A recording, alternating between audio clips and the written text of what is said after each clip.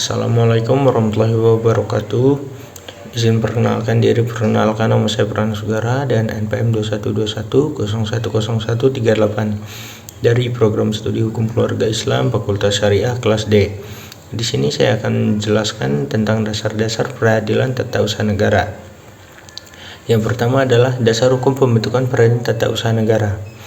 Negara tidak hanya bertugas menjaga ketertiban semata-mata, tetapi negara ikut campur tangan mengusahakan dan menyelenggarakan warga negaranya untuk mencapai kesejahteraan dan kebahagiaan.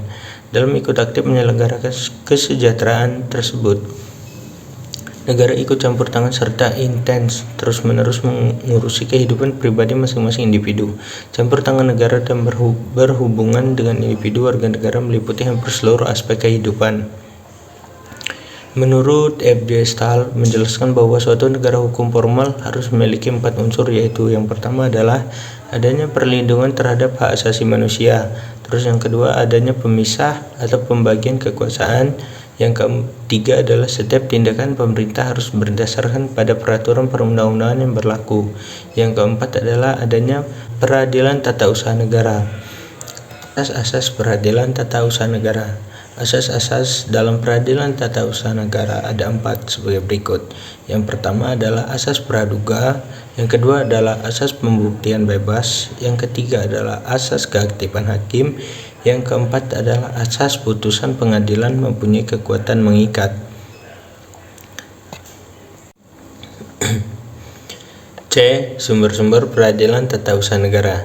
Sumber-sumber formal hukum administrasi negara ada 4, yaitu yang pertama adalah undang-undang, yang kedua adalah praktik administrasi negara, yang ketiga adalah jurisprudensi, yang keempat adalah anggapan para ahli hukum administrasi negara. Menurut Donner, kesulitan membuat kodifikasi hukum tata usaha negara disebabkan oleh 2 faktor, yaitu yang pertama adalah peraturan-peraturan hukum tata usaha negara berubah lebih cepat dan seiring secara mendadak, sedangkan peraturan-peraturan hukum privat dan hukum pidana berubah secara berangsur-angsur saja. Yang kedua adalah pembuatan peraturan-peraturan hukum tata usaha negara tidak berada dalam satu tangan.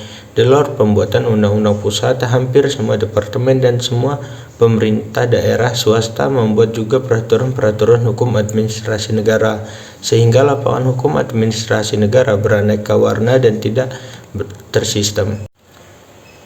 Sengketa tata usaha negara. Sengketa tata usaha negara diatur dalam pasal 1 angka 4 Undang-Undang Nomor 5 Tahun 1986. Sekarang pasal 1 angka 10 Undang-Undang Nomor 51 Tahun 2009, yaitu sebagai sengketa yang timbul dalam bidang tata usaha negara antara orang atau badan hukum perdata dengan badan atau pejabat tata usaha negara baik di pusat maupun di daerah, sebagai akibat mengeluarkannya keputusan tata usaha negara, termasuk sengketa kepegawaian berdasarkan peraturan perundang-undangan yang berlaku. Ada 2 unsur, yaitu yang pertama adalah sengketa yang timbul dalam bidang tata usaha negara, yang kedua adalah antara orang atau badan hukum perdata dengan pejabat tata usaha negara. 3. Sebagai akibat dikeluarkannya keputusan tata usaha negara, termasuk sengketa kepegawaian berdasarkan peraturan perundang-undangan yang berlaku.